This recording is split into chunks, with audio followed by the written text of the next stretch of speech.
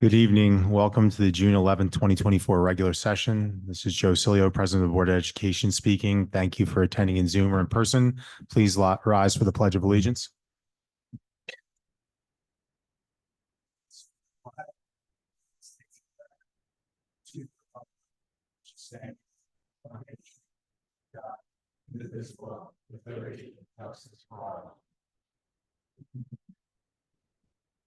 Due notice of today's meeting has been served to all members of the Board of Education pursuant to the requirements of law. Tina, will you please take attendance?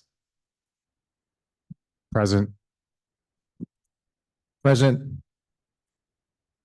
Present. Present.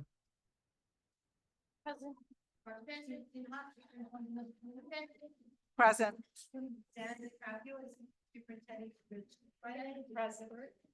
Lee McLaughlin, Superintendent for Human Resources. Present. Present. At this time, may I have a motion that the Board of Education accepts the agenda for June 11th, 2024 regular session as presented? Second. All in favor? Aye. I'll hand the mic over to Dr. Sinha. Thank you, Mr. Cilio. Today we have several recognitions, and the first one is we wanted to recognize our students who participated in the Empire State Games.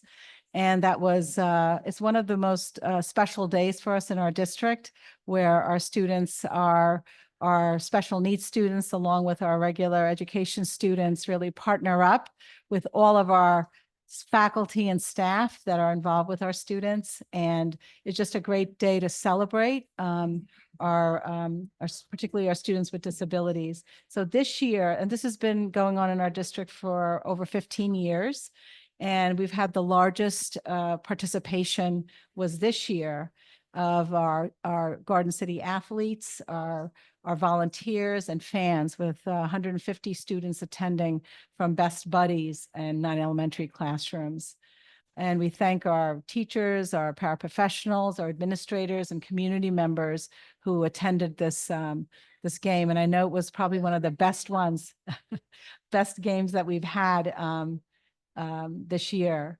So for this year, we had 22 athletes who competed. And again, this was the most we've ever had in our district. And so we would like to thank our special education PTA and our 7th Street Gourmet they donated the heroes, and our SEPTA, they had the t-shirts and the tent for our students. So what I would like to do, I have names who confirmed students who were here, but I see a lot more of our students who are here this evening. So I would really appreciate it if our teachers could introduce our students and have them come up here so we could shake their hands. So could we start out with Locust first? Can we start out with Locust?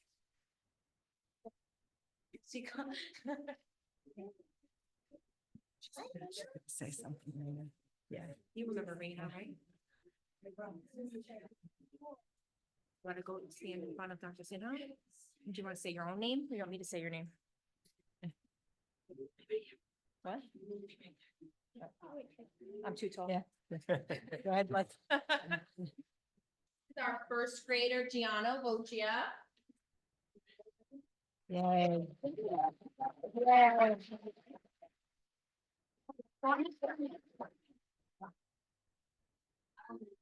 And we have 2 kindergartners from Locust. We have Clark Bernardi and Bernard Lou.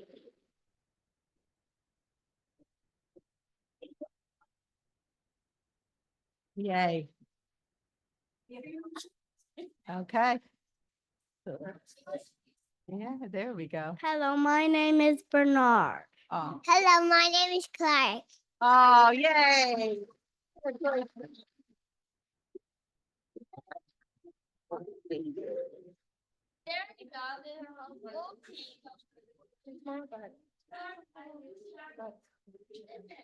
My name is Jana Flossie and my birthday is tomorrow.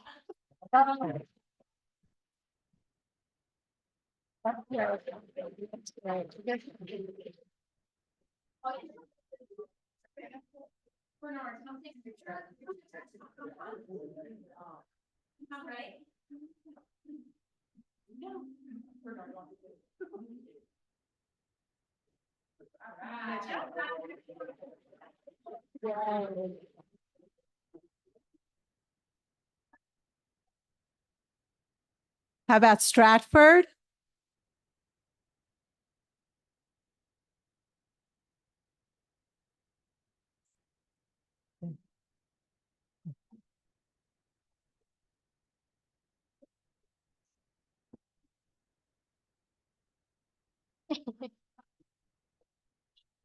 There we go. So we have 3 second graders. We have Giovanni Vocia, and Raina Chapman.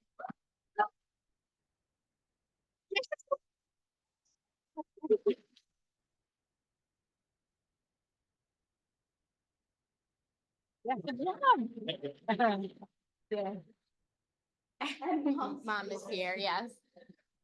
Yeah.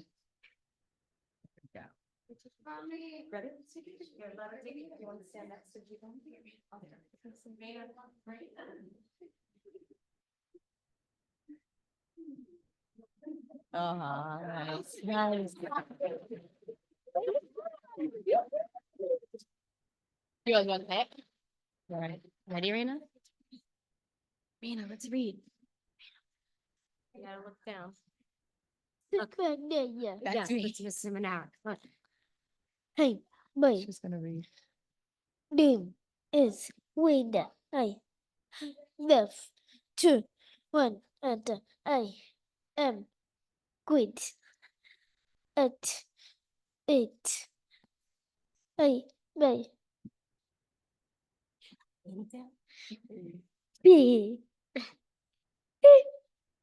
be quick and the return. Good was the screaming. You can do it. Look up. Eyes. Nice. Oh. Come on. Nice. Friends. This. Okay, that. Look over here. You can do it. Look at me. Miss Hidden. Yes, Miss Me. The. Out. Look at me. Hi. The. Straight. You can do it. Look, you finished. Now, straight. Game. And pen. Can moving. Well, pin. 2. I love the words. Goose. Big. Yo. Yeah. Yeah.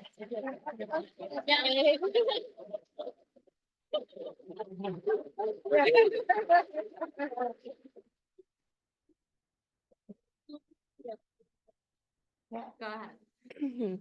Hi, my name is Raina. I love to run and I am great at it. My favorite part of the victory games was being with my friends. The fishing game and bowling were fun too. I love the victory games. Thank you.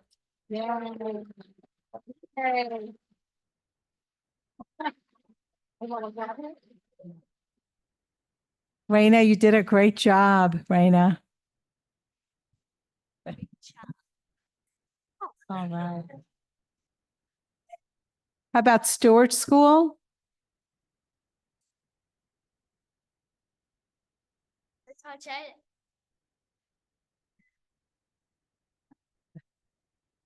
I know I saw one amazing fourth grader, Mr. Michael Donovan. And-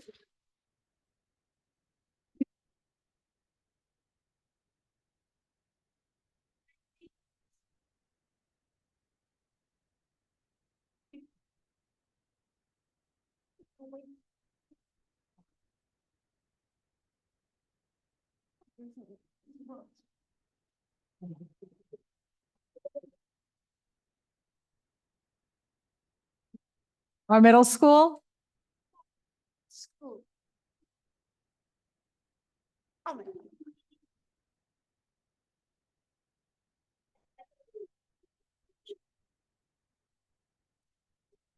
Hello? My name is Matthew Chabot, and I have fun at the games.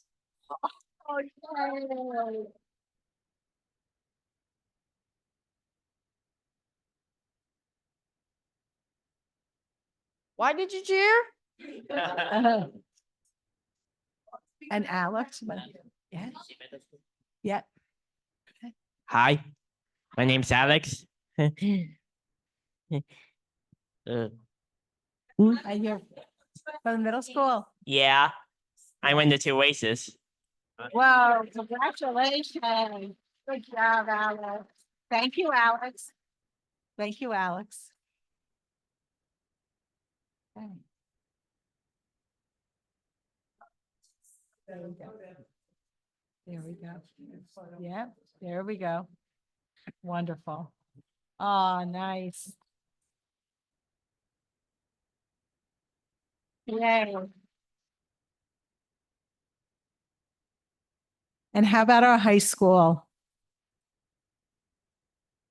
I think we have some, yep, here we go.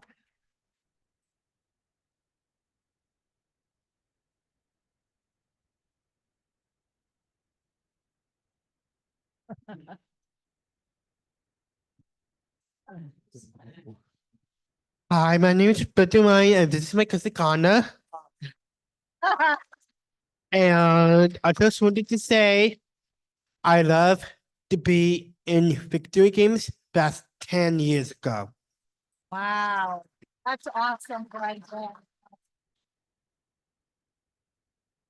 Hi, I'm Connor Fitzgerald, and this is my cousin Brendan. We all be together, and we all like to play in the playground with Aunt Kaka and Uncle Tommy, with Chris and Uncle Tommy, and we all play together, Nice. and we'll all live happily ever after. The end.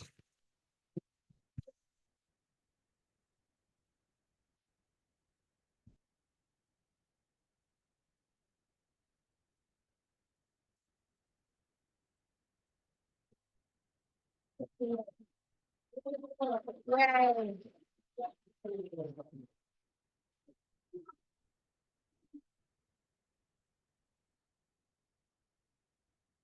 Thank you again to our students and our faculty and staff who work so closely with our students. This is actually, again, one of the best events that we have during the school year. And we love to see at our last Board of Ed meeting, we typically have our students come. So it's a treat for us. So thank you. Thank you. Thank you to our families.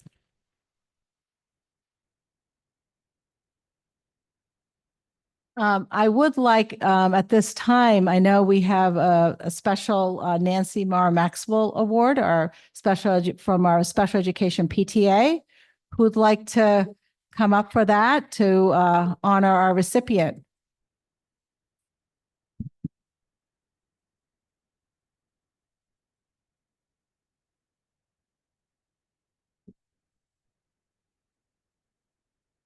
The Executive Board of Garden City SEPTA would like to congratulate Mr. Ed Ramirez on winning this year's Nancy Marr Maxwell Award.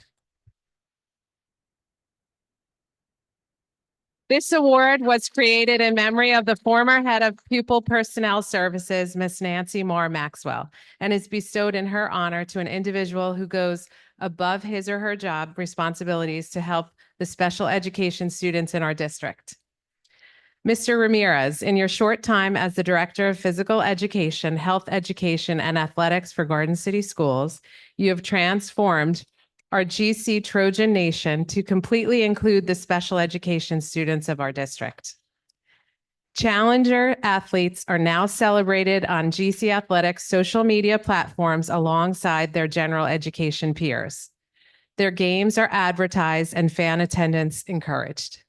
You have invigorated our Challenger basketball games, adding music and your own personal color commentary, taking the time to learn each player by name and highlight their strengths on the court. For a special needs parent, the opportunity to see your child's photo on social media as an athlete of the week is a feeling like no other.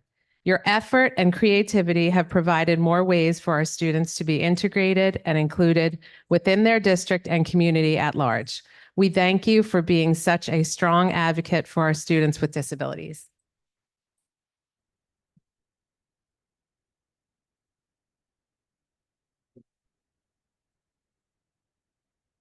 I know better than to follow the speeches that just went. Thank you. It's an honor, and I'm lucky to be here. Thank you.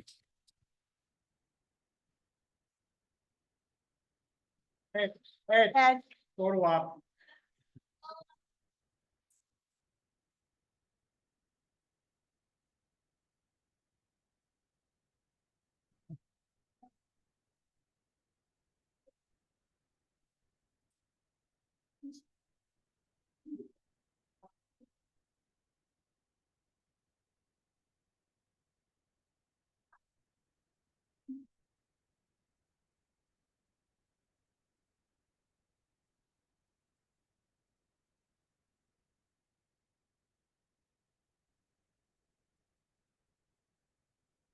Congratulations, Mr. Ramirez. Well deserved. Here you go. All right, we have some more recognition. So this evening, we also have Elaine Wang, our senior, who's also our salutatorian. She was named U.S. Presidential Scholar, one of the nation's highest honors for high school students. Elaine, one of only 4 Long Islanders selected. She plans to attend Cornell University's College of Engineering in the fall. And just so a little bit about the U.S. Presidential Scholars Program, it was established in 1964, and it recognizes outstanding high school seniors for their academics, artistic, and technical excellence, as well as community service and leadership. Elaine's recognition as a U.S. Presidential Scholar underscores her outstanding academic achievements and dedication. The announcement was made by Dr. Miguel Cardona, U.S. Secretary of Education, who noted the 161 high school seniors selected for the 60th anniversary of the U.S. Presidential Scholars represents the best of our nation's schools and inspires hope in the bright future of this country. Elaine, come on up. I should have told you to come up earlier. Congratulations to you. And you made us so proud. So stay there because I'm going to call up your teacher, okay? I also want to recognize and congratulate Miss Catherine Shield. Can you come on up? And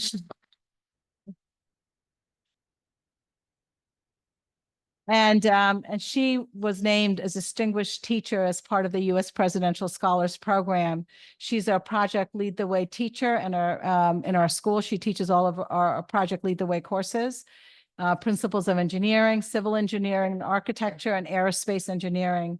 She was nominated by Elaine. So congratulations to you, Ms. Shield and Elaine, this remarkable achievement.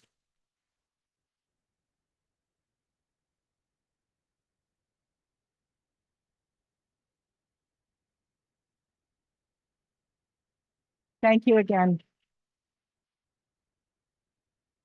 And I don't know if you attended the science symposium that we had, science research symposium about 2 weeks ago. And I think this library was packed with incredible research that our students are engaged in.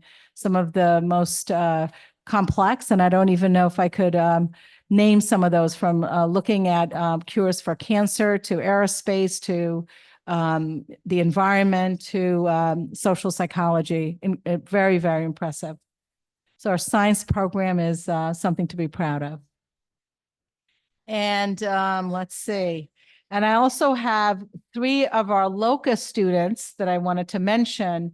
And I don't know if they're they're here this evening. They're not, okay. But I still want to mention them because they won first in math and they went all the way up to Albany with Miss Voda. And they were Ethan Cohen, Declan Montegari, and Ian Panicu. They traveled to SUNY Albany to demonstrate their outstanding mathematical abilities at the statewide championship event held at SUNY Albany.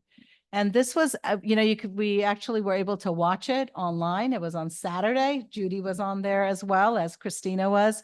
And it was pretty exciting to see our first graders to partake in this event. And they came in second. It was pretty outstanding. So we're proud of our students. And I know at Locust today, there was a lot of celebration. I think, Judy, you attended that today. I had the opportunity to join them and it was very interesting. I asked all three of the boys, I said, okay, so your very favorite subject is, and they went, math. And I said, okay, but what comes in second? I said that. They said, no, one said science, one said geography, and one said spelling. I said, look at you. Yeah, so we had a great time. Yeah. So, at this time, we have more recognition, but I know for students, if they want to leave, they can leave. And this is a good time for you to leave. And I think next we want to honor one of our teachers.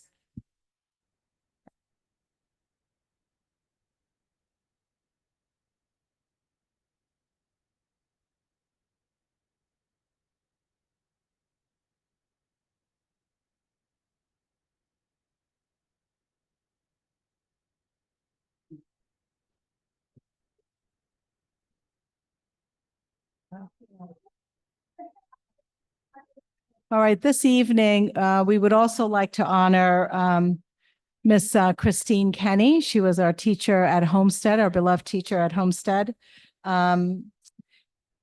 She was with us for close to 25 years, and she made a profound impact on our students, our district, and our community.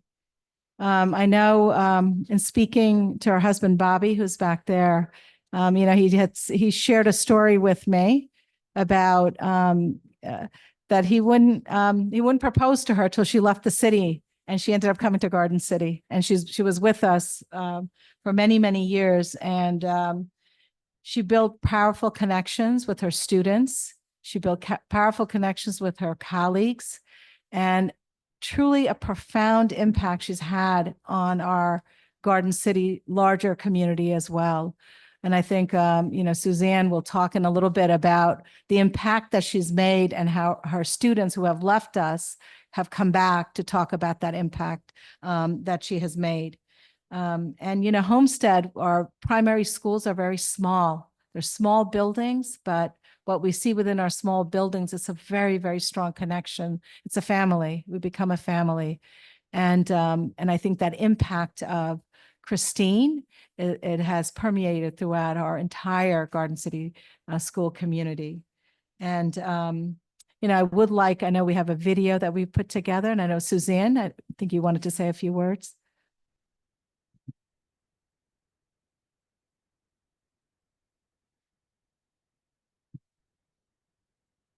Thank you, Dr. Sinha. Good evening to our Board of Education, our administration, and our Garden City community. I'd like to welcome Christine's beautiful family, our Homestead family, and our entire Garden City family. Christine was our beloved teacher at Homestead School for 25 years, and the impact she made on our wonderful school and wonderful community is beyond measure. As a kindergarten and first grade teacher at Homestead, Christine made connections with countless families, built relationships with so many colleagues, and touched the lives of hundreds of children. It's a testament to her of all the people here this evening. Tonight, I would like to share some of their sentiments. Some words from parents over the years. I hope that every 4-year-old I know will be lucky enough to land in your class. I feel blessed that Mrs. Kenny is an integral part of my girls' education. You are such an important part of my child's life. You will never be forgotten.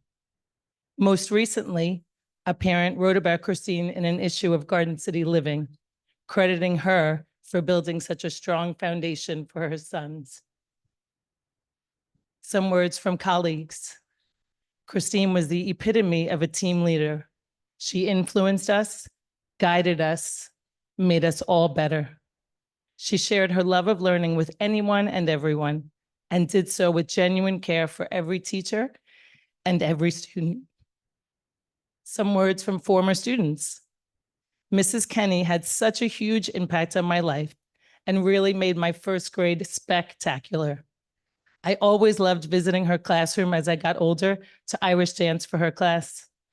I was so lucky to have her as my teacher. She'll forever hold a special place in my heart. I don't know many people who can say their first grade teacher was one of their most memorable and beloved educators, but that's exactly who Mrs. Kenny was for me. Her presence made me genuinely excited to go to school. Mrs. Kenny's infectious energy is something I'll carry with me throughout my life. Little did I know how much her positive, enthusiastic energy would impact me. That same enthusiasm and passion for teaching now resides in me in my role as a coach. To all of us here this evening, Christine was that pillar of positivity, enthusiasm, strength, and hope. We will carry that with us, and I know that her legacy here in Garden City will live on in the halls of Homestead, in every single student, in every single colleague, and in every single one of us whose lives she touched so very deeply. Thank you for sharing in her honor this evening with us, and thank you to her beautiful family for sharing her with us for all these years. Thank you.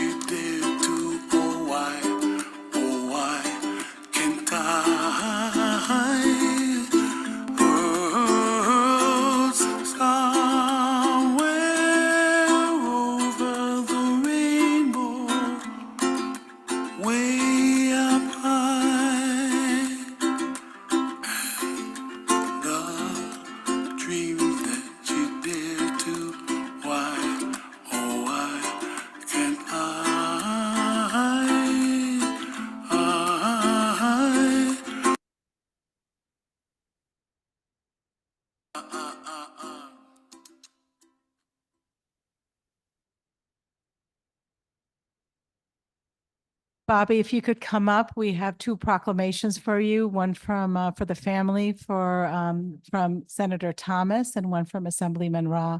And I would like to read one for you, for the audience. This is from Senator Thomas. It says, honoring Christine Kenny. Whereas a great state is only as great as those individuals who perform exemplary service on behalf of their community, whether through unique achievement in professional or other endeavors, or simply through a lifetime of good citizenship. And whereas it is the privilege of this legislative body to posthumously honor Christine Kenny upon her time and dedication as an educator, and whereas it is the belief of the legislative body that when individuals of such noble aims and accomplishments are brought to our attention, it is appropriate to publicly proclaim and commend those individuals for the edification and emulation of others. And whereas such service, which is truly the lifeblood of the community and the state, so often goes unrecognized and heralded. Now, therefore, be it resolved. Therefore, I, State Senator Kevin Thomas, recognize that Christine Kenny was an individual worthy of our highest respect and esteem. And be it further resolved that a copy of this proclamation be transmitted to the family of Christine Kenny during today's event. And we have this from Assemblyman Ra and also from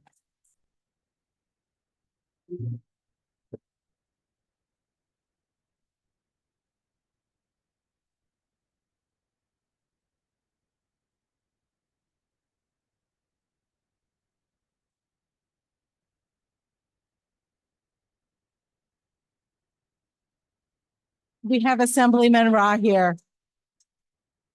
We can get, thank you, Assemblyman Ra, for being here.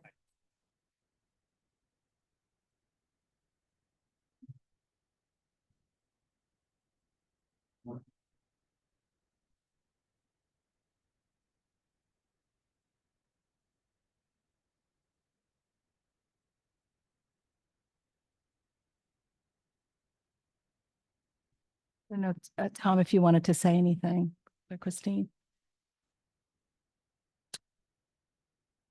It's gonna be tough to keep this tough facade up here after that. For those of you that knew Christine, she had an infectious smile, and it really radiated with all the children in her classroom. That's one thing I remember about her. The other thing I remember, and I know I've told this story, is that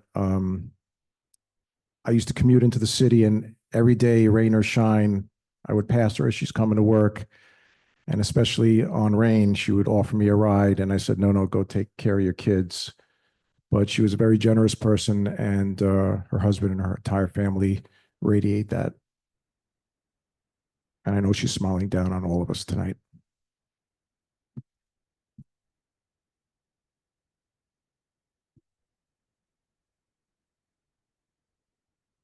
Christine's memory will certainly live on, and she's had a great impact on all of us.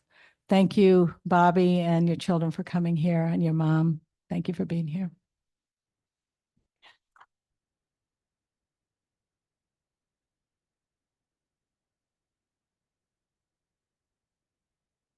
Okay. All right, and next, we also wanted to honor our Tom Pinot, our Board of Education Vice President this year. He's been on the board for the past 13 years and has given so much of his time to public education, to Garden City, to our students in the district, and has been involved in all different facets of Garden City schools, from building projects to I know you've been on the technology committee for many, many years, the audit committee, and various, in so many different ways you've contributed to our schools, and on the board, being at events, and being a champion for our schools. So we really thank you. We have a little video for you to share with you, and we also have we have Assemblyman Ra here, so we have a proclamation for you that he has brought for you as well. And we also want to thank, your mom is here, and thank you for being here. And of course, your kids are here. Thank you both. You were here last week too, so it's nice to have you back. And Paula, your sister is here as well. So thank you for being here. So should we share the movie? A little clip we have for you here. I hope you can make fun of me a little bit. Well, I think you'll see that. We're not done.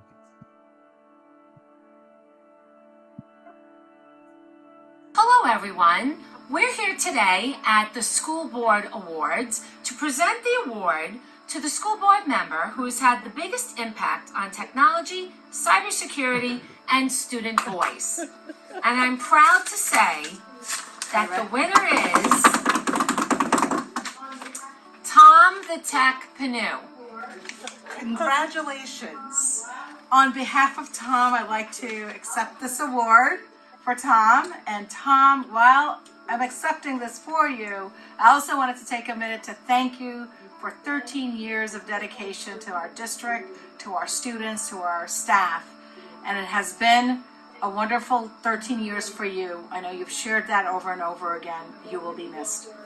Thank you, Tom. Thank you, Tom. Congratulations and thank you. Best of luck. Mr. Panu, from the moment you walked through our doors as a parent, you have been. Congratulations on your retirement from the school board. We are so grateful for everything that you've done for our community and for the Garden City Middle School. When I grow up, I want to be just like you, and I want to build things. Hi, Mr. Panu. Thank you for helping our dad and all of the kids of Garden City. Hi, Tom. Thank you for all that you've done for the parents, faculty, staff, and most importantly, students of Garden City. I just wanted to say I thank you for trusting me with Amanda and Andrew. I love you so much. Mr. Prada, have a slice. Thank you, Mr. Pinot. This slice is for you. Mr. Cabbage, have a slice. Thank you. Thank you, Mr. Pinot. Best of luck in the future. Mr. Cohn, have a slice. Thanks for everything, Mr. Pinot. Tuesday nights just are not going to be the same without you. Thank you for all that you do. I love Legos. Thank you for everything you've done for us. Mr. Panu. Hi, Tom. Thank you for always being there for us. We will never forget your laughter and your jokes, and we will miss you dearly. Hi, Tom. I just wanted to take a moment to thank you for being awesome. Your support for us students has meant a lot. Your passion for education and listening to our voices at the Student Roundtable has inspired us. We'll miss you, but your legacy will live on in our school. Hi, Tom. Thank you so much for your dedication and years of service on the board. Your student-first mentality has always permeated through each and every interaction. Thank you for all the time and energy that you gave to the kids of Garden City. We appreciate you. It's been great working with you. Thank you for all you've done for the Garden City School District. You've always taken an active interest in our schools and our community. Thank you so much for your invaluable contributions to Garden City Schools. Hello, Mr. Panu. Happy retirement. Hi, Mr. Panu. I know I haven't known you for very long, but in the short time that I have known you, I know that you value the students of Garden City above all else. On behalf of all the Stratford students, we just wanted to say a big thank you for all you've done for us. Your hard work and dedication to our school really made a difference. We appreciate all the time and effort you put in to make sure we have a great education. Thank you, Mr. Panu.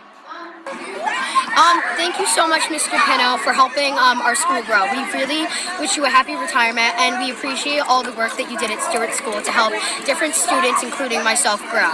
We really love our new courtyard, and we can't wait to use it. Happy retirement, Mr. Panu. Thank you for all you've done for Garden City Middle School. Hi, Dad. Me and Amanda are so proud of you, and thank you for serving our community. We love you, and we're so grateful for your service. Hey, Dad. I just wanted to say congratulations for finishing the school board and working so hard all these years. You made a really big impact on the town and the school and in my life. And I love you so much, and you're the best ever, because no dad would do this. And my favorite memory is when you gave me my diploma, because I could say my dad gave me my diploma. So thank you, and I love you, and you mean a lot to me, and I'm sure the community feels the same way, and we're gonna miss you.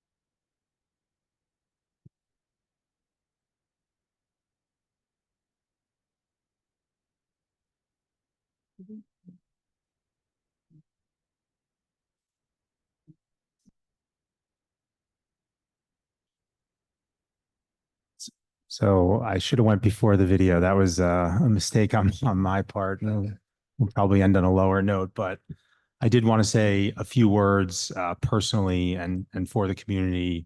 I started going to meetings probably about 4 years ago, and there was one person at all those meetings who I was always personally impressed with, stepping up, advocating for students, the administration, the community, and that's Mr. Panu. Tom, since the day I started on the board, he's been nothing but a super help to me. It's not easy what he's done for 12 years, 13 years. It's a lot of commitment. It's a lot of time. And I will say, one of the things that I'm still impressed about is day in and day out, either out here or in the back room with the pizza joke. Most people probably didn't get that, but Tom serves everybody pizza on Tuesday before he serves himself. So that was the joke, in case you didn't understand that. He advocates for the parents and the students more than anybody I've ever met. Every conversation starts with how does it impact kids, what's best for them, what's best for their families.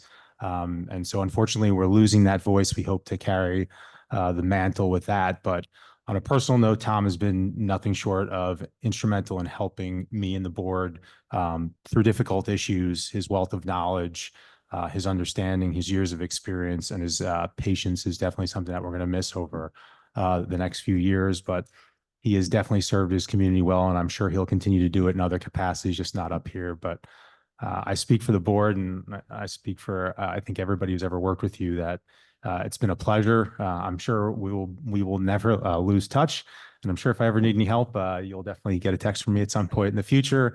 But I do appreciate everything you've done for me, the board, and the community, and the students. Thank you.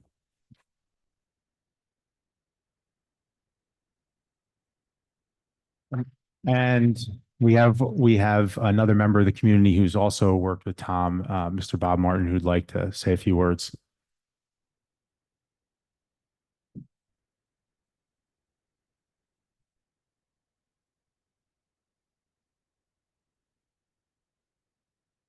Thank you. I don't know how to follow that video. That was, that's quite something.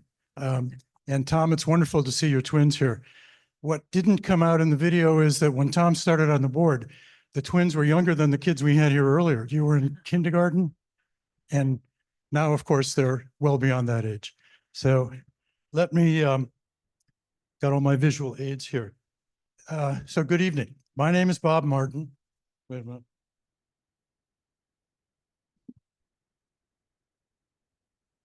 Okay, I knew that part without my glasses.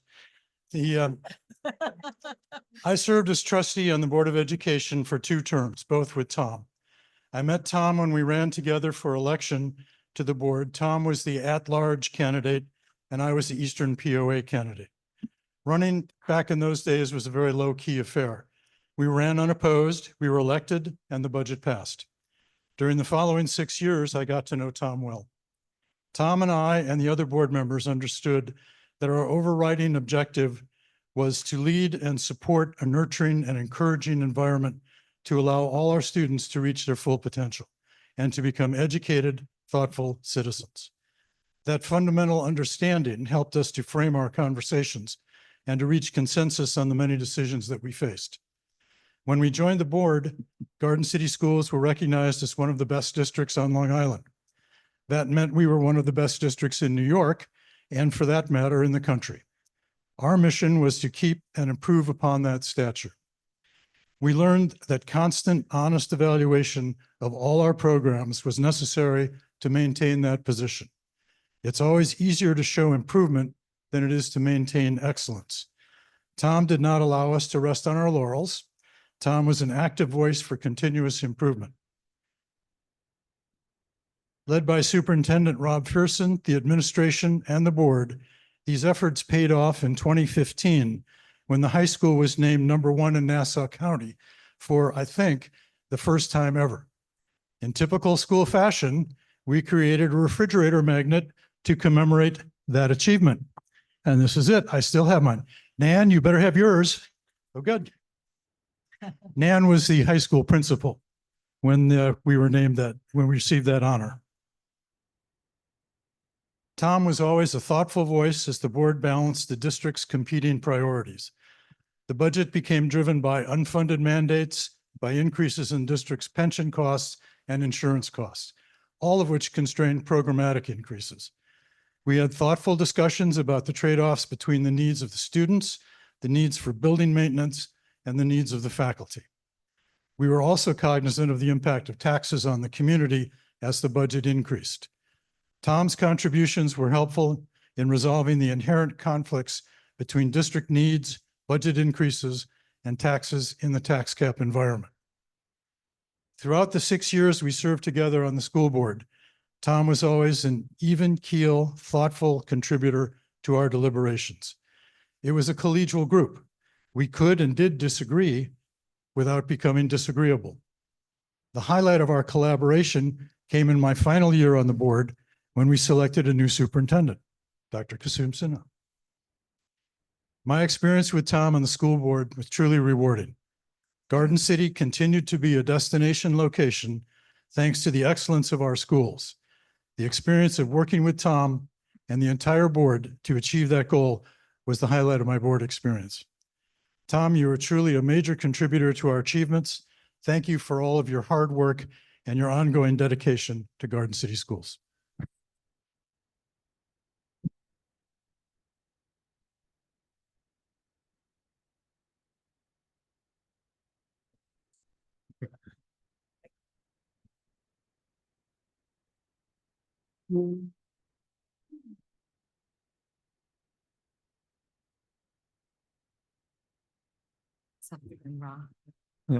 Assemblyman Roth, you please step forward. We have a few more items for you, Tom. Thank you. Good evening, everybody. I just want to, and Bob said it well, so I won't go on too long, but I've had the opportunity to represent this community in Albany for 14 years. So Tom's been on the board pretty much the entire time. He's been a constant presence, a constant advocate for the students of the district, and become somebody I consider a friend. And these jobs that all of these trustees do are not easy. You have to balance a lot of different things.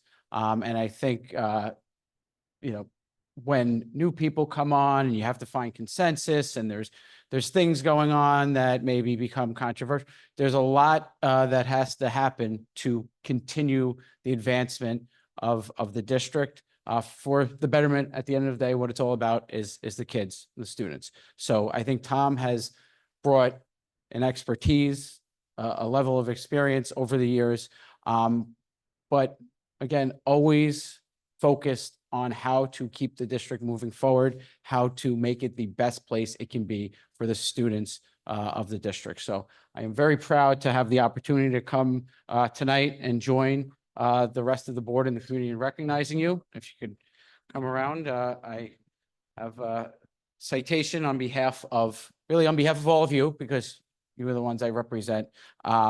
congratulating you for your 13 years on the board and your dedication to this community and its children. Congratulations.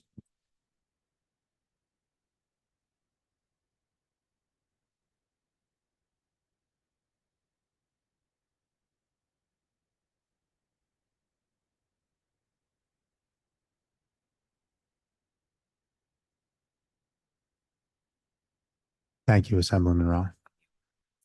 And we also have another from Senator Thomas, which I won't read, but I will leave with you. And we also have one more gift, which I think is fantastic, but I had nothing to do with it. So I will pass the mic to Dr. Sinha. This is really a picture of our first building in our district. So this was created in our art department at the high school. And this is for you as a little memento.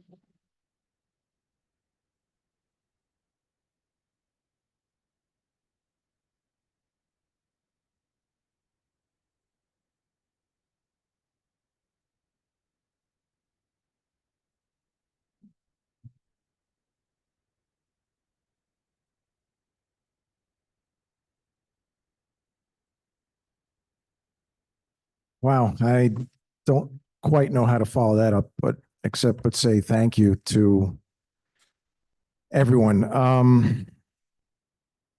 I think Bob Martin, if you're still here, yes, he is. There's quite a few people I need to thank, and the first person I think I need to thank is then President Colleen Foley. And if any of you in the room know Colleen Foley, President of the Board of Ed, she was a determined president and never took no for an answer. And I think when I finished as a POA and the West president, she called me for 6 hours and she wouldn't take no for an answer. I told her I don't know anything about a school board. She says, you will learn and I need you. So I want to thank Colleen if you're out there somewhere, or thank you, because serving this community definitely has changed my life.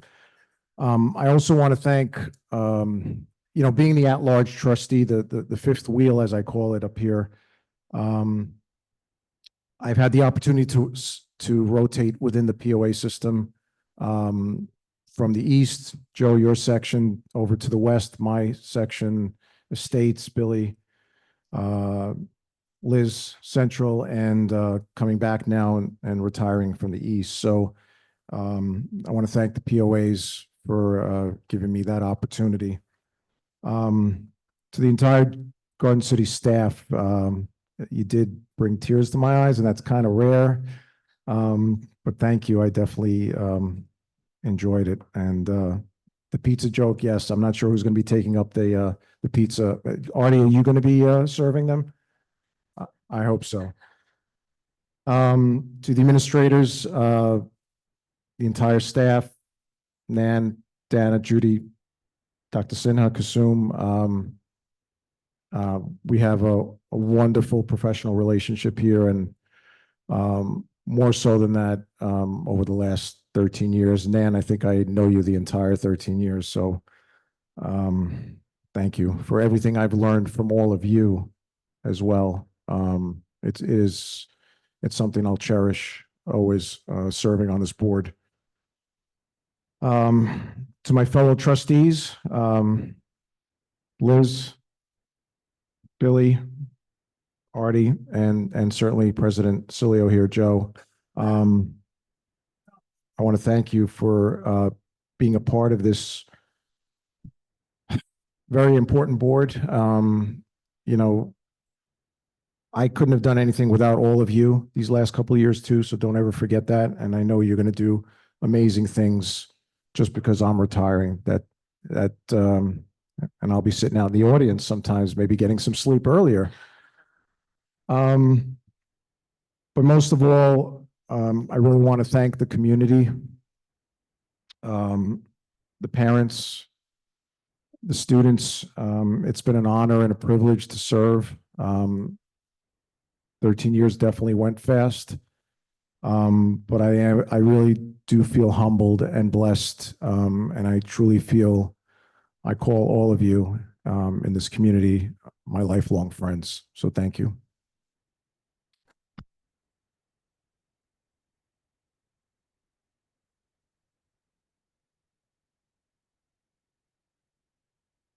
Thank you, trustee Panu. At this time, I think we're going to move over to the superintendent's report. Or the treasurer's report, then the superintendent's report. Sorry, Dana. Thank you. This is the treasurer's report for April 2024. We had a cash balance at the beginning of the month of $44,328,380. We had receipts during the month of $8,248,014. We had disbursements of $9,981,139, leaving us with a closing balance of $42,595,255. Thank you.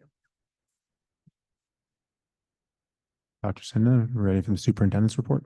Sure, thank you. Just a follow up from I have a couple of items to report on.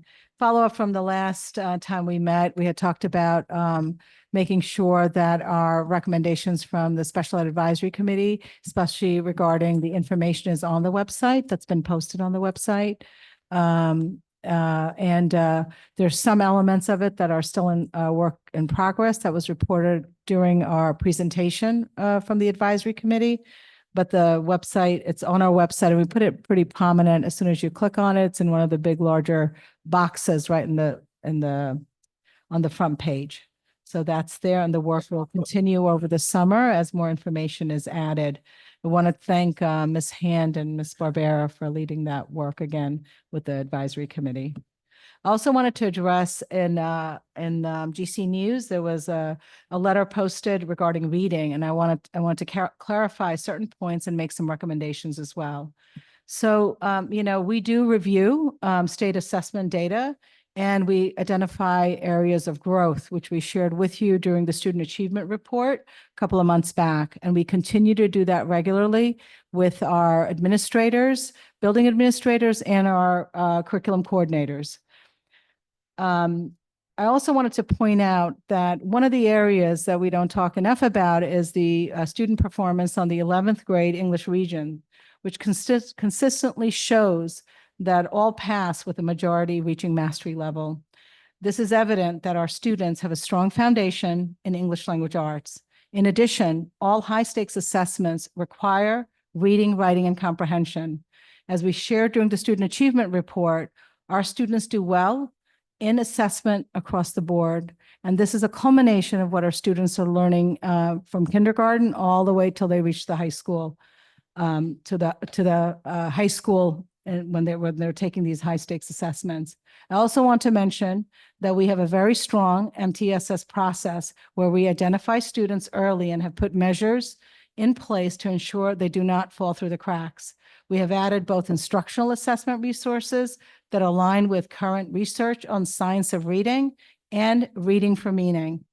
The recently State Education Department issued literacy briefs, and we have been engaged in professional learning with the literacy briefs, and we've already updated our plans. Our faculty and administrators engage in professional learning in these areas. This has been a significant priority for our district. They also analyze multiple measures to make responsive instructional decisions. And I encourage any one of our parents who have concerns about their child's progress to meet with their teachers and the building principal if you're not getting the information that you need. There's rich data that we keep on every single student. And I encourage our parents, again, to reach out to their child's teacher. I also do want to recommend that, this thing around reading, I'd like to hold a town hall if the board is open to that. We can do that in July, or we could do it in September. We could do, in both months. And I also want the board to be aware, I've also asked the literacy committee to look at some of the issues that have been raised. We're looking at, if we were to do something in July, it would be earlier in July. And then in September, it would be probably around the third week of September. So, that's something we can do. We can discuss that, but I think my recommendation would be to do it in July, unless anybody feels differently on the board. Mhm. So we can work on the scheduling. And also, the other thing I also wanted to point out on our district website, there are all the presentations we've done that's around data that is on our website as well. that Can I ask be a question accessed real there. quick? Is the student achievement reports also posted online? Yes. Okay. And so same with the presentation on the special ed committee presentation with website resources and Correct. tutorial is also posted as well. That's all on the website. And then I also wanted to, the UPK, the University Preschool UPK program, that is our RFPs. We're opening them tomorrow on the 12th. That's the 12th.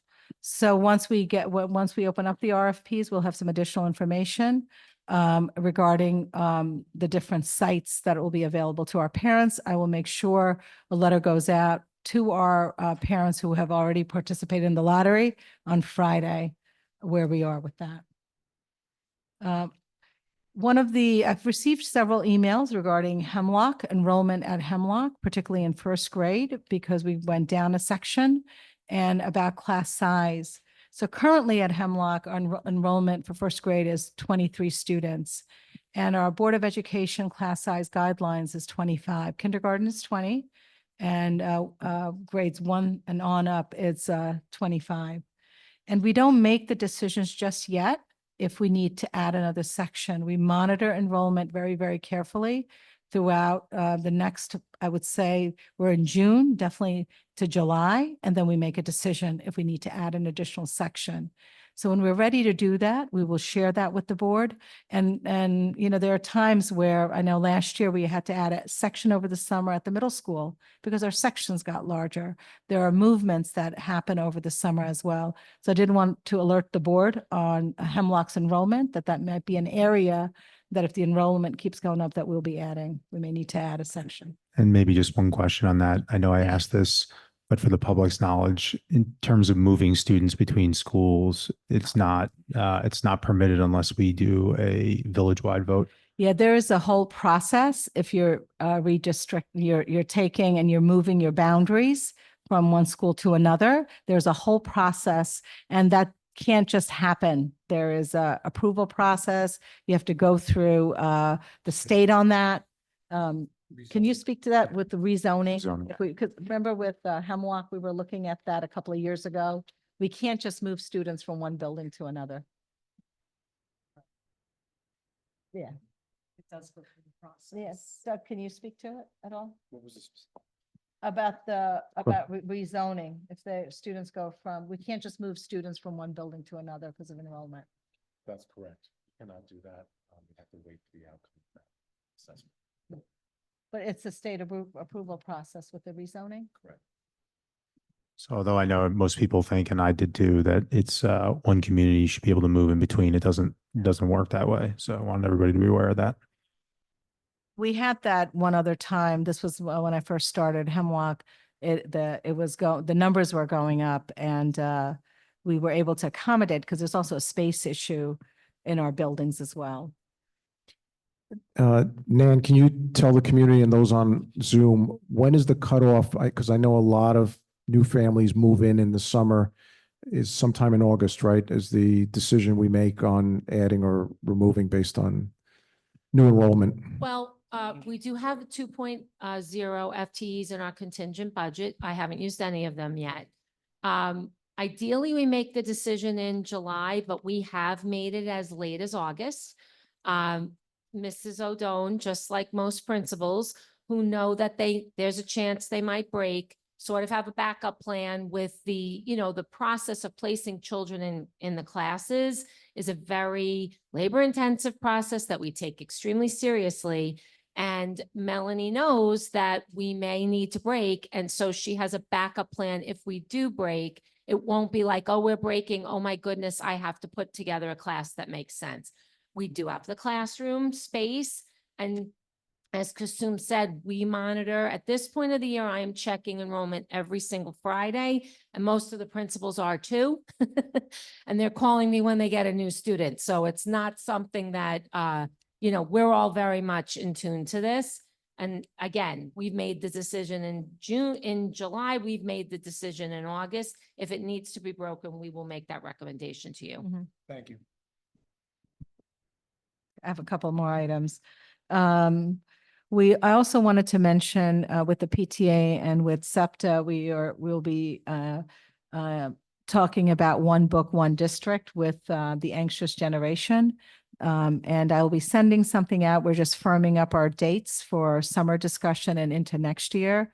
It's a wonderful book. Again, it's called The Anxious Generation. It's a good read for our families and even for staff. And once we get the dates for when we will be doing book discussions, I'll share that with our community. We also have on our website, we've added pages for parents and our students to access summer learning. Principals will include this information in their communication to parents. And then some items on the agenda. There is a corrective action plan for technology. If you recall, last summer, the comptroller's office was looking into our technology. Ms. DeCaprio, can you talk a little bit about the corrective action plan? Certainly. So we did have the state auditors in. We had some valuable conversations back and forth, and we are looking to implement most of the recommendations. It's really, you know, we have a very, very good system and good protocols and good procedures. When they start talking, you know, these are just things to even improve better.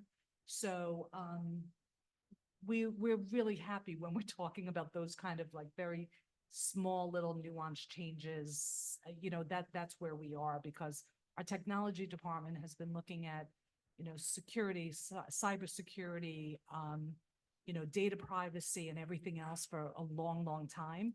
So yeah, we were pleased with the report. We were pleased with some of the recommendations, and we look to strive to get things better and better. That's where we are. We also have several policies for first read, and there's no significant changes. It's just that language has been updated and they have been reviewed. You have that on the agenda.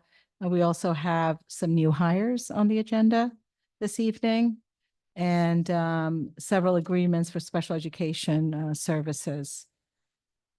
And, you know, this is our last meeting of the year, so I also want to take the opportunity to thank our parents, our parent groups, our PTA, our SEPTA, the TMA, and all the friends of groups that we have in our community. They are real partners to us, and they do quite a bit for us in supporting our schools, and we're truly strengthened by their support. And then finally, we've been busy. This June is a busy time of the year with end of the year celebrations and events. We have our graduation on June 22nd. We always have a beautiful, beautiful ceremony. And then June 24th and 25th are half day for our primary elementary schools. And the printed calendar does not have that date. So it is on our website, but not on the printed calendar. And then June 26th is our last day of school. And I would like to wish everyone a happy, healthy, and a restful summer. Thank you, Dr. Sinha. Are there any questions or comments from the members of the board? I went out of order, so I don't have any additional questions for you at this time. Is there any other business from the administration?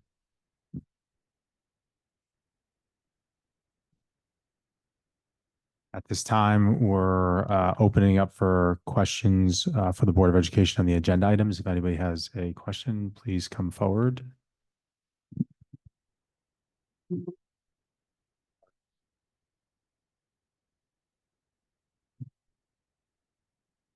Angela Muta, 117 Kingsbury Road.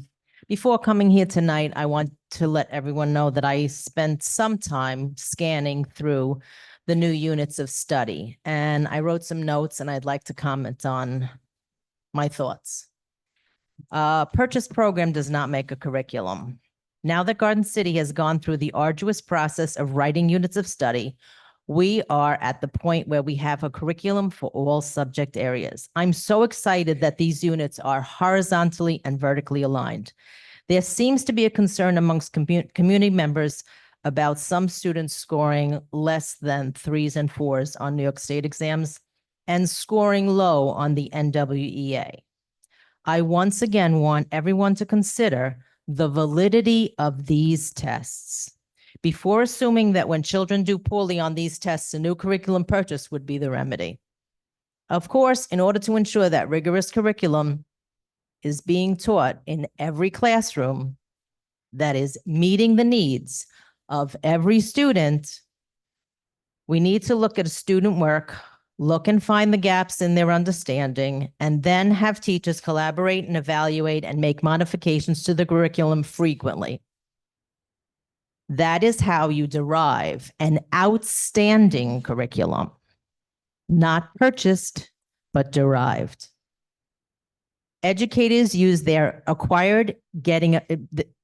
during acquiring a master's degree in education and a wealth of experiences using many diverse curricula to write curriculum and to teach.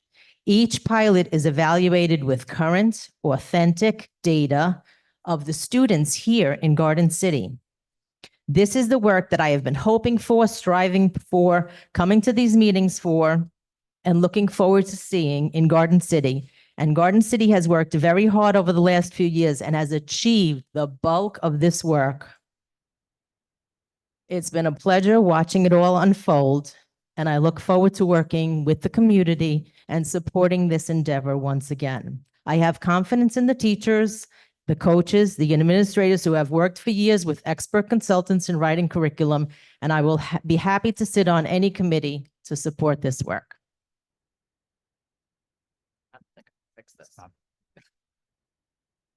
Thank you. Thank you. You can have, you got to work. Hi, Sonora Della Camera, 1 Sunset Lane, Garden City, New York. I have a few different questions and a comment about the statements that were just made. So it's my understanding that a new units of study was written based on the discredited units of study then. So there's no data, there's no scientific evidence, there's no reading research that actually supports the use of balanced literacy programs, yet our district continues to use them. We have 1 in 4 students in grades 3 through 8 that lack proficiency on norm reference tests, meaning that those are tests that have been correlated with statistical data to show their accuracy versus running records that has a validity of 1 out of 2. So it's flipping a coin. They're 50% accurate, which means you might as well just guess. You'll get the same answer. But that's what we do. And that's what we keep doing. And then you have 1 out of 3 students in grades 4th and 5th that lack proficiency. And then you have, as far as your high school data, those kids were not really affected by balanced literacy as much as the younger kids, because those kids, when they were in high school, their tier 2 is based on PAF, not LLI. PAF is a structured literacy-based program that was used for tier 2 back then, before Dr. Canoni took office as the assistant superintendent of curriculum and brought in all this balanced literacy into the district that we keep on using, that 46 states have gotten rid of, all of New York City has gotten rid of, and that has 0 scientific evidence showing that it's effective. Right now, New York State Department of Ed is going towards evidence-based instruction. Balanced literacy does not fit that bill. There is no evidence to back its use, and everybody is moving away from it. I really want some kind of explanation as to why or how you're deriving this opinion that this is the way to keep going, because your data doesn't support it. NWA data shows negative growth on the MAP scores on many students, even students that are in accelerated programs. How do you get a negative growth that's beyond your, I do want to address that, Dr. Della Camera. So you have seen all of our students' NWEA scores. Excuse me, I need to finish. Please let me finish. And what you're saying is that we do analyze our data. If we believe that our students are showing negative, we would address that issue. That's number 1. And number 2 is, yes, I do look at status high school data. Our students, we don't have a transient population. Our students stay with us. Our students do very well. There are many things. We're not a district where we are constantly doing test prep with our kids, nor will we. And we do use science of reading in our district where it's appropriate, which is in K1 and 2, very strongly. We also use it, we move, if our students are showing that they're not making progress, we're using what we believe instructionally our students need. We have knowledgeable teachers in our district. We have trained teachers and trained administrators that understand reading very well. So our data, we did do the student achievement report. We have other data points. And like I said before, if our parents have a question about their child and they want to look at all the data, we can certainly provide that. This is the first year the NWA data has not been provided in your student achievement report. You do not provide the averages for each grade like you did every year previously. So I am curious why that wasn't provided this year out of all the other years. Our data, when it's, the time when we presented it, if our data was not available at that time and we were administering, you would not get that. But if right now, if a parent wants to know how their child did on their NWA data, starting in, we give it 3 times a year, it is available. And next year, when we present our data, when we have it for the entire year, we do present it. And I don't know, Judy, can you speak to that, please? Yeah, we did not include NWEA this year. What we did is we talked about really the triangulation of data, which is really the process that's being used here in this district. And so the NWA is a single measure, as are New York State assessments. New York State assessments are also public. And so we really are aware that it's important that we then talk about that within public setting. But aside from NWE, the measures of academic progress, which is I think what you're referring to within that suite of assessments, there are other locally chosen standardized assessments. So it just didn't seem to hold up one above everything else would make a lot of sense. And last thing that I'll do is, of course, classroom assessment is really the richest measure of student learning. Right, but not if you're using a product that's not validated, not if one that's So, not peer and reviewed. do you mind if I Yes, just please. clarify that? Because I think that when we say units of study, the Calkins, the TC Mhm. units of study, that's one thing that I think some people are referring to. I will tell you that here in Garden City, we are now in the 3rd year of a Mhm. curriculum articulation process. And the products that are being produced are being called our units. We often refer to them as units of study. That's not the TC resource. That's now what Garden City is creating in terms of a system that really clearly defines the student learning experience. Within that process, there are sometimes what we call primary instructional resources. This is true. But clearly, those resources are not the curriculum.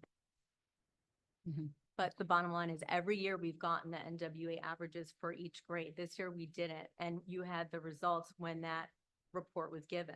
So it was based on the data from 22 and 23 school year is when you give the report the following school year, because then you've accumulated all that data. So you had that data, but it was not reported for this year for the first time. So is that data going to become public so we know what the MAP scores averages are for each grade so the public is aware? In terms of the NWEA data, Judy shared, we didn't include it. We certainly have all that data, but we have other data points as well. Yeah. It's Right, not but just that's- that one data that we're using That's to make norm- decisions. That's a norm reference test versus F&P is not, versus the subjective assessments that you use are not norm reference. This is a norm reference test. It gives us more information as to where the students stand in relation to their peers for that grade for New York State.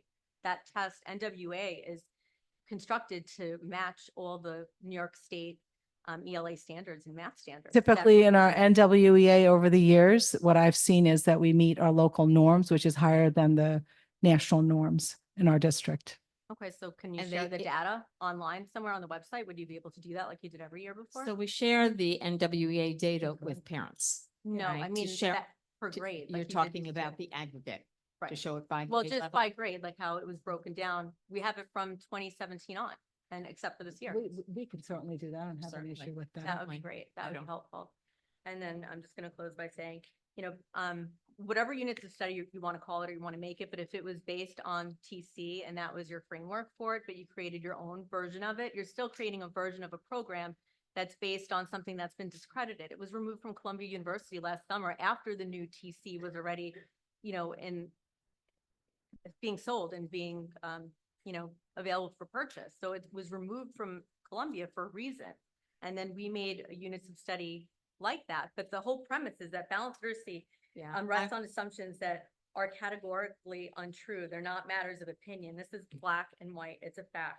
And kids deserve teachers using evidence, not opinion. And I feel like we're making a lot of decisions based on opinions. There hasn't even been a structured literacy teacher or somebody credentialed in structured literacy that knows how to implement it, which is evidence-based instruction, on any of these committees.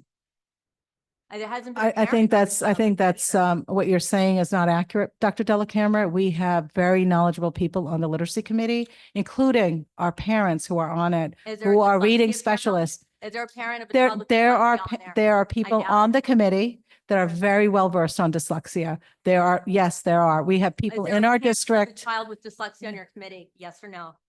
that I can't, I don't know. I don't know. Did But I don't anybody think it- volunteer? I mean, these committees are, Did I anyone? It was mean, posted it's- in the we have paper. 30 parents that do volunteer, so maybe you missed it, but you feel free to volunteer. We're always looking for parents to get involved in all these committees. The special ed committee had over 30 individuals, I 35. understand they've decided to purchase a new Lucy is what I heard, the new Lucy with phonics. So if that was the consensus of the committee, I already know what. the But how do you composition know of the that, committee Dr. is. Della Camera? Because that's not accurate. It was posted in Facebook.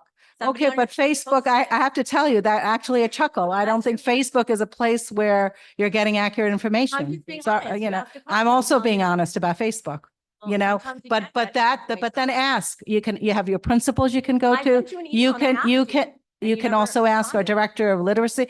You did. I did not respond yet, but I'm telling you this, that if you have those specific questions, pick up the phone and you can call. If you haven't heard from me, you can certainly I sent you call an the email last principal. May that still has yet gone unresponded to. And I sent you an email back and I still didn't get a response. So I've tried. You sent an email to me when Last May of May. 2023? Yeah, I did. Oh, I honestly, Dr. Della Camera, I do respond to your emails. If that's a miss, that's a miss. I don't know what to tell you, but I do respond to your emails. Okay, well, I have it. I can show it to you, or I can resend it and you'll see the date on it. I don't mean to be argumentative, but I feel like I've had this conversation so many times and our data is not great. For Garden City, we're a great district. We have so many beautiful things in this school and this community. And the reason I'm up here is not because it benefits my kids. My kids are in middle school. This is going to help my kids. I do this because I feel bad for the kids that aren't able to learn to read using the programs that you pick to use for adult preferences that do not have any kind of support in the literature at all. And it's really sad because we should be at the forefront of this. Now that everybody else is shifting and seeing the progress that these kids can make, that the majority of kids can make using evidence-based instruction, I don't understand how we can just ignore that. And that's what it seems like to me. And I'm sorry if it comes off any other way. I'm not here for any other reason except to try to help. But obviously, you have your opinions that are based on opinion, and I'm basing what I'm saying on facts, data, and scientific evidence. I mean, Dr. Della Camera, we had a committee of 30 people involved. I know you have an opinion, our administrators have opinions, and we'd love to have you join a committee and share those opinions in a forum that's probably more appropriate for this discussion than right here. But we would like you to get involved if you'd like to get involved. So please reach out and join a committee. Well, I say that to everybody who comes up here, but this is not a forum to debate every little Well, this little was detail. to be brought up to the meeting in July, which is. I appreciate your enthusiasm around the topic, but like I said, please volunteer. Thank you. Does anybody else have any other questions or comments? Hello, Kate Honratz, 103 Locust Street. I have two things that I wanted to bring up today. The first one, I'm glad to hear that this book, Anxious Generation, was referenced because I'm a big fan of Jonathan Haidt.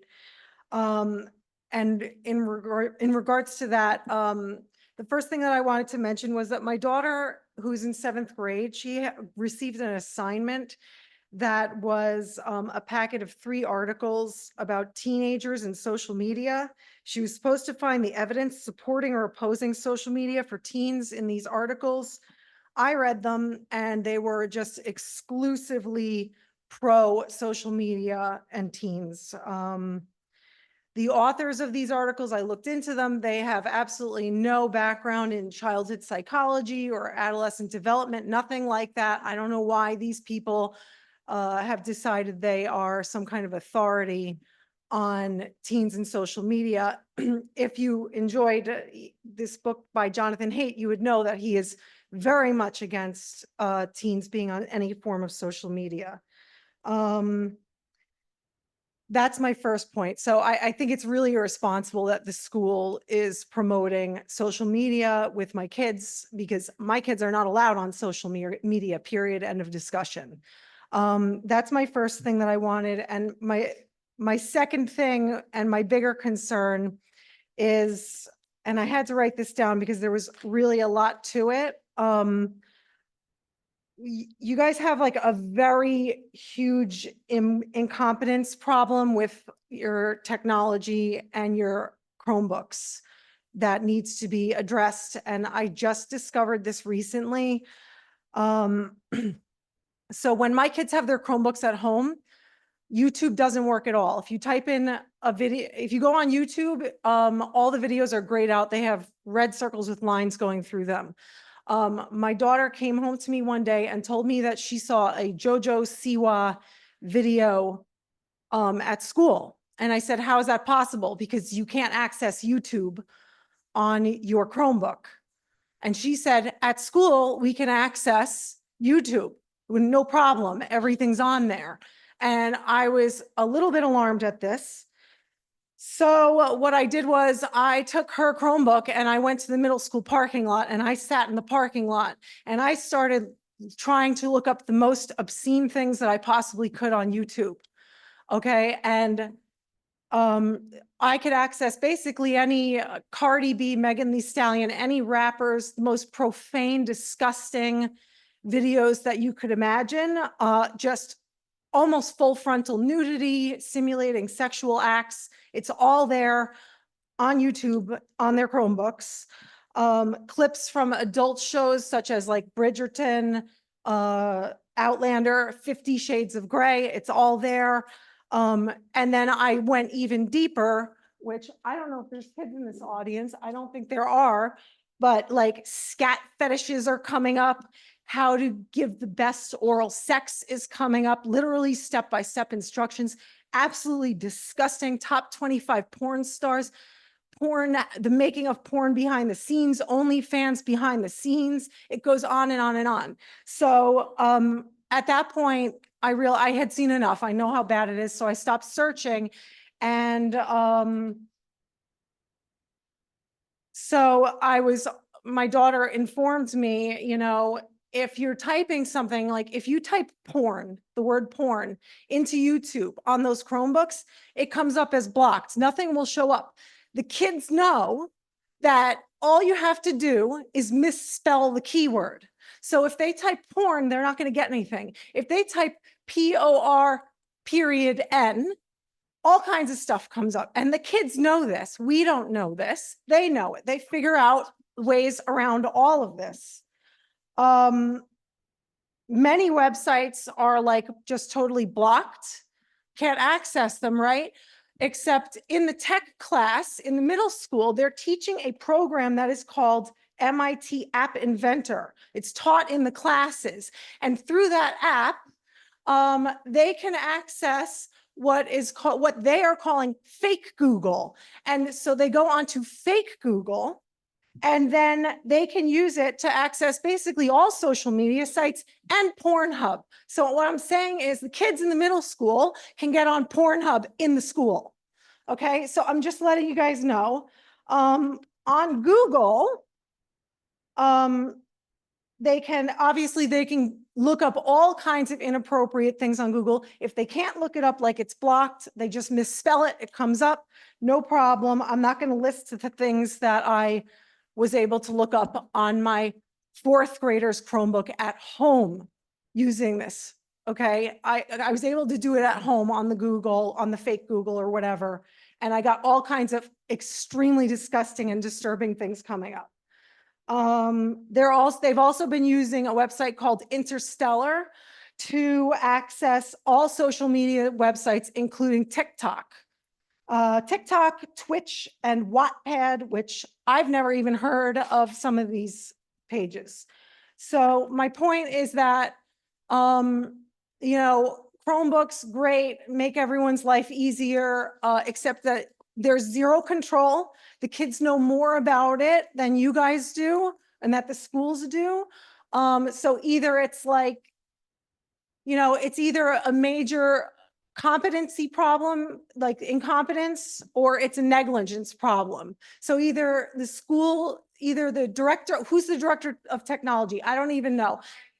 Okay, so either it's, you guys know about it and you're not doing anything about it, or, which would be totally negligent, or you're not aware of it, which means you're incompetent. So We this is can, really bad. I appreciate it. I don't know if we need to list more things, but we will definitely look into this issue because we obviously don't want that. The kids, in fairness, I learned a lot in your speech there. I mean, I think kids are always ahead of us, but we will come back in the next board meeting and talk about what we're doing to address these clear firewall issues, because that's Thank you. concerning. I don't know. Sorry? I'd also like to address the first assignment that you talked about. Yes. But feel free, go ahead. Well, I was going to wrap it up by saying I was at a board meeting about a year and a half ago, and there was a tech presentation done, I think, by the former director of tech. And she was repeatedly saying that they were always playing catch up with tech. They're always playing catch up. And at that time, I was alarmed at that, because if you're always playing catch up, that means it's never safe, ever, ever. If you're playing catch up, it's not safe. That's basically it. What did you want to say to me? I'm sorry. I just wanted to address the first assignment that you Yes. were talking about. Yes. So I too have a seventh grader, and Will Gaffney, and so he actually did have that same assignment. I don't look at all the assignments, but I happen to look at that one, and so I know exactly what you're talking about. And I just want to clarify that for everyone, that assignment was not about the proponents being a proponent of social media. It was to teach them how to write a constructive essay and taking one side. And it was not, let me just finish. Go ahead. And it was not in any way, any kind of encouragement on social media. And I actually read the three articles, and they did have pros and cons, and you were supposed to pick one side. And I will say this, that I thought that it was actually a very valuable assignment, because you don't always write what you're interested in, and you don't always write what you agree about. And I think depending on what side you got assigned, that was your side and that's what you were going to do. So I think to say that it was some kind of assignment that was pushing social media is not accurate. And I think to view it as that is perhaps belittling what the assignment was. And I thought the teacher actually led them through it in a very methodical way. May I respond? So I read the articles multiple times, and you're right. The assignment was to actually read the articles and find the pros and cons. What is supporting kids using social media and what is opposing it? What are the good and bad things about it? And she had to highlight things in different colors. So I read these articles very, very carefully. It was pages and pages of all the great things that kids have done with social media. And the bad things, which were highlighted, it was basically like, while some people say that social media can be very negative and destructive, here are all the great things about it. There really were not any solid negative aspects. They didn't say anything about, kids becoming much more suicidal with the introduction of social media. They didn't say anything about sexual grooming. They didn't say anything about,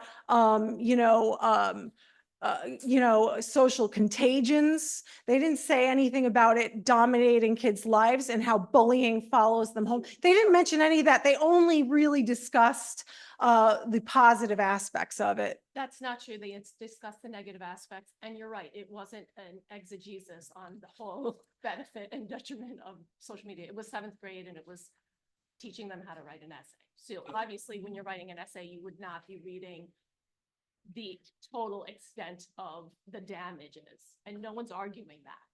But I think to put it into perspective of what it was, I think that it was actually it had a lot of merit to it. You Okay, might well, disagree. that's fine. I will be happy to post the assignment online and see if the community agrees with you that it does fairly show the negative aspects, because all the negative aspects that I read in these articles were just like, here's what some people are saying, but here's like the truth and how great it is. The articles were, in my opinion, the articles were exclusively positive. I would just say, not related to this, but not related to this. I think this board talks a fair amount.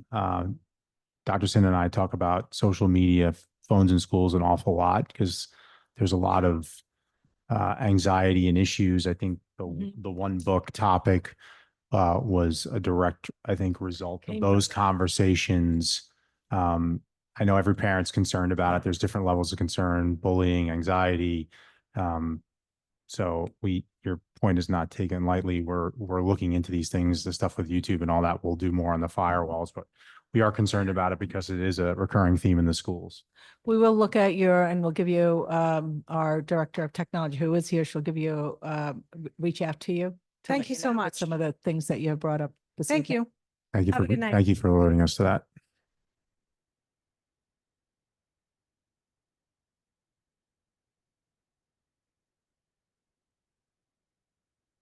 Good evening, everybody. It's Rich Correo, Meadbrook Road. I'm referencing the MTSS plan and following up on some of the comments by Dr. Della Camera. And I think, Dr. Sinha, when I look at the document, part of what's concerning is I believe it's confusing, first of all. It does seem to rely heavily on non-scientific assessment, subjective measures. It does place a certain level of discretion, obviously, with frontline teachers who, may be variously trained and experienced. It's not entirely, I admit I haven't gone through it in tremendous detail, but it's not particularly clear what's going home to the parents and when. Also, how long do we wait to intervene? I've seen certain measures in certain places, 2 months, 3 months, significant progress. So there are indications of it in places, but it's not clear. There are certain criteria that are mentioned, 35%. Why 35%? I believe there's some level of discretion that the district has. I could be wrong. But why set it so low? And when does that trigger? So it's all these questions that, maybe there were great answers, but it doesn't quite come together for me, right? And I think in terms of accountability. So I don't know what would prevent, say, a report going home to the parents at some reasonable interval that integrates all of this and says, okay, here's what's going on with your student, and here's the 4 assessments that we use, and here's how your student's performing right now. That gives the parent opportunity to go back to the school with questions. Maybe it's nothing, maybe it's something. And it's all lined up. It's all distilled. This is an accountability nightmare. It's there, it's posted. There's information here, there's information there.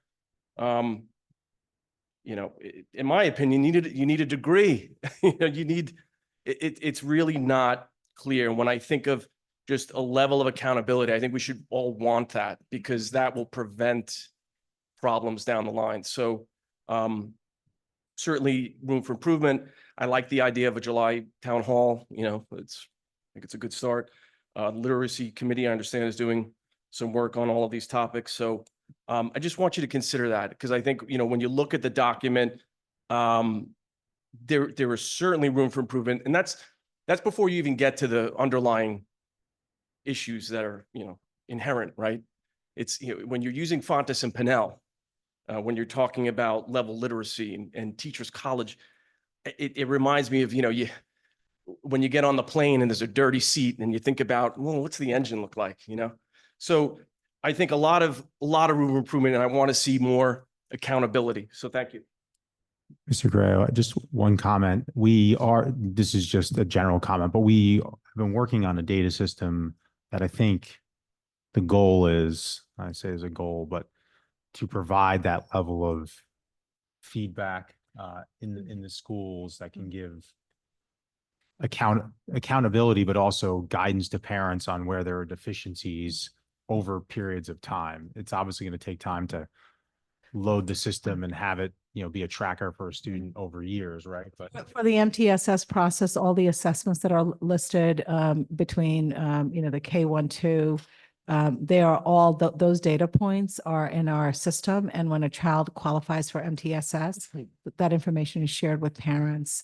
And I know that our building principals follow the MTSS plan to the T, and the system that's developed, our professionals understand that. And our parents are given that information when they're part of the MT, if they are receiving, whether it's enhanced tier 1 or tier 2 services or tier 3, they are getting the information, and the data for each student is kept. Like I said before, if any parent has a question around if their child is receiving MTSS and they want more information on the data, we have that data. And I believe, and I would really refer more of that to our principals in terms of, how they're notifying parents, but I know parents that's part of the plan. They have to be notified. What data system are you referring to? I'm sorry. Excuse me? What data system? We have it's a Linkit. It's a data system that, this is our first full year of gathering that information. We had it, in previous years. We kept it in a different format. This allows us to, analyze data more efficiently. That's how I've actually had an opportunity to look at the Linkit data. It sort of looks like an Excel sheet. Again, it's not quite there. That's not really what I'm talking about.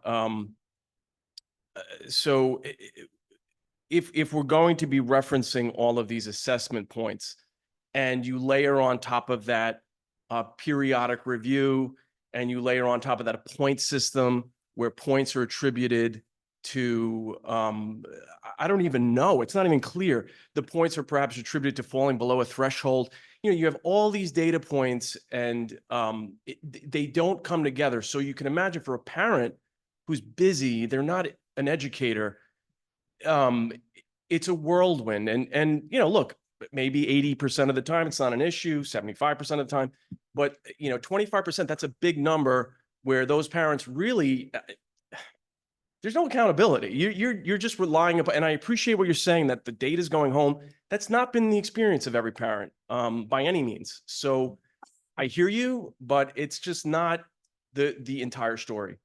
So, again, I think it's a good step that we're collecting the data.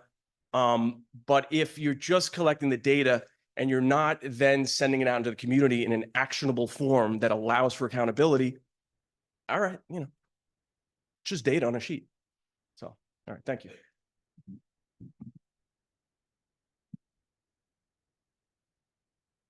Hi, Brigitte Meyer, Roxbury Road. I just wanted to comment. I read an article in the paper around Garden City alumni share college preparedness insights with the Board of Ed. I wanted to say I'm kind of coming towards the end of my time in the Garden City district. I have a graduating senior and a junior, and I wanted to thank the board for all of your service. And I think my girls have had a really positive experience in the Garden City school district, so I wanted to thank you for that. What I read about in the article was talking about, social AP and challenges away from home. I'd like to make the suggestion that I would love to see a little bit more around being prepared for different careers, potentially having people, come in. There's a lot of, folks I'm sure have like wonderful careers, like a career panel to help our children as they're thinking about potential careers, going to college to prepare them. Also, just classes. I know there's input taken on classes, but just looking at some of the other school districts, I would love to see a more formalized approach of capturing classes of interest. I just took a quick glance this evening looking at some of the classes in the Jericho school district, which sparked some interest.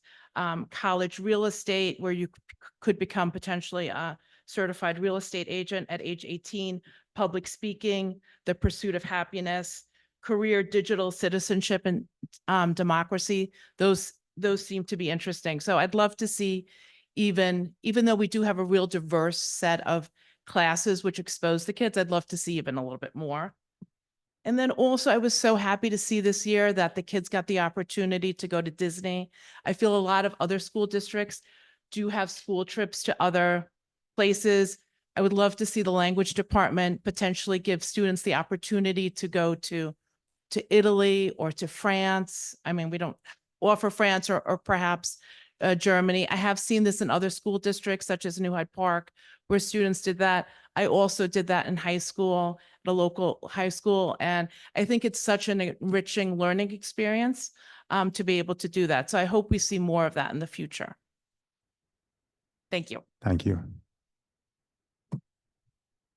Good evening, Ray Meyer, 85 Amherst Street. I have 2 kids in the district, but I'm not here as a parent tonight. I'm here as a new member of the Village Recreation Commission. So in that capacity, under Paul Blake and the trustees of Garden City, we have been meeting recently with local sports organizations, and it's probably no secret that the fields of St. Paul's have seen better days. There's in the year 5 of an 8-year all organic plan. I'm here today. I've reached out to Mr. Ramirez, who has been helpful to me personally in the past with my daughter. He was very responsive. Mr. Foley was super responsive. Mr. Foley's office suggested that I come here and just introduce myself here tonight to make you familiar with the request. Is really the commission would like to sit down with Mr. Foley or any other administrator to talk about a little bit more comprehensive relationship for field use sharing. I think you all have a construction project coming up. I don't know if you have alternative plans for field use. There might be an opportunity to partner in that capacity, but I think in the capacity that the village is trying to rehabilitate and rest some of the fields, I know that, and I experienced it myself with my own daughter. I know that village organizations have access to the high school and the middle school grounds. I think we just like a little bit more formal relationship than what's in the public use of school facilities, section 14 in the 1500R document in the regulation. I think there's already a standing or also already kind of a foundation. That's all, no questions. Don't need to engage. I know it's getting late, but just want to introduce myself. So thank you. Thank you. We can follow up with you on that.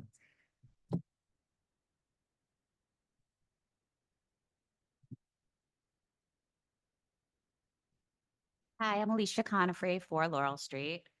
I just had a question with listening to everyone here tonight. I just wanted to know currently what the district is utilizing as far as standardized objective testing besides the NWA, the New York State assessments, and the Regents, just to get an idea of what skills students are generalizing versus what students are getting in isolation. So would you be able to? So of course, the College Board assessments with all of the AP courses at the high school, as well as your typical ACT, SAT scores. Everything else is pretty much locally created, and a tremendous amount of effort in the past couple of years on teachers working to blueprint assessment design and to also do more collaborative work, common assessment, so that there is, although it's not standardized, not national norms, but still some level of consensus among teachers that are evaluating student work. So this is very much a part of our curriculum articulation process. Just wrapping up year 3, headed into year 4. So then how would that testing then, as it's a collaboration document, be objective, not subjective, based on what the teachers are looking at? Because I know that's a question that comes up a lot in our curriculum committee. So that's why I'm asking. Yeah. So I will tell you that it is very much standards aligned. So even though there may be what feels like a little bit more subjectivity than assessments that are created outside of the actual school system, we also work on measures, different ways to measure student assessment. So there are things like common rubrics, checklists, things of that nature. And teachers have opportunity to actually evaluate their own the work of their own students as well as work of colleagues. So it's really it's a common assessment, common practices around evaluating student work. So then, let's say a student does not participate in any type of the objective testing at the older grades. In the younger grades, the NWA and New York State assessments go through 8th grade. But then Right. after 8th grade, then it becomes a different story, as you were saying, the college boards, the regents. And the regents, yeah. And the AP test. Yes, Now, let's say a yes. child does not participate in the regents, does not participate in the AP test, does not participate in a college board placement. Then what type of standardized test is being given for that student so that you are ensuring that New York State standards are being met for that student? Because there's somewhere in between that you have the classroom instruction that of course they're assessing every day. That's, to see. But then how do you see where the child is struggling? Because right now, how we're seeing that is when we're looking at the NWA and the New York State assessments and some of the other assessments they do in the classroom. Right. So how are we seeing whether or not that child is generalizing that skill that they're learning in the classroom to the bigger picture instruction that New York State is requiring for them to be career ready, college ready? How does that happen? So I'm going to say again that I think, and if this isn't making sense to you, it might require a deeper conversation between the two of us. Okay. But if you take, there's the mandated standardized tests, Okay. the locally adopted standardized tests, and all classroom assessment measures, I'm not sure that we have kids that are not participating in any of that, Right. right? And because they are basically aligned with standards Right. and designed to assess students' ability to demonstrate the skills and understandings that those standards define, that's basically the way that the assessment practices work here. Not just here, but in the Right. field. Yeah. So then what would be an example of a local assessment, just so I'm clear on that? I know that's a question that keeps arising. So as far as local assessments go, we see many different formats. We certainly see on-demand assessments. Okay. But there's more and more a desire to have students demonstrate what they know and can do in terms of performance assessment, in terms of products, in terms of actual self-reflection. So those are I would say those are the basic different formats that we're seeing teachers design within their units. Thank you. Thank you. Okay. Thank you. Any more questions for? Moving on with business at this time, to make more efficient use of the meeting, the Board of Education authorizes the use of a consent agenda as part of the meeting agenda. Consent agenda will allow for one motion to approve multiple items, and as such items are identified on the agenda. The President of the Board will ask for a motion to approve the consent agenda and will ask board members if they wish to have a discussion or clarification on any specific items within that consent agenda. Upon the discussion, the board will then vote on the consent agenda motion. In addition, a board member may request an item be removed and discussed separately. At this time, may I have a motion to approve the consent agenda, which includes business of the board items M1 through M6, personnel matters items N1 through N10, business office matters O1 through O21, and curriculum and instruction matters P1 through P4, and special education matters Q1 through Q12. So moved. Second. All in favor? Aye. Is there any new business from the board? Any new business from the administration? No. Future Board of Education meeting announcements. The next one will be Monday, July 1st, 2024. It's the Board of Education reorganizational meeting and regular session here at the Garden City High School. For those who'd like to attend, we might also have, we'll probably have our follow-up on some of the points tonight at that meeting. Right? Correct. At this time, may I have a motion that there's be no further business before the board and that the meeting be adjourned? So moved. All in favor? Aye.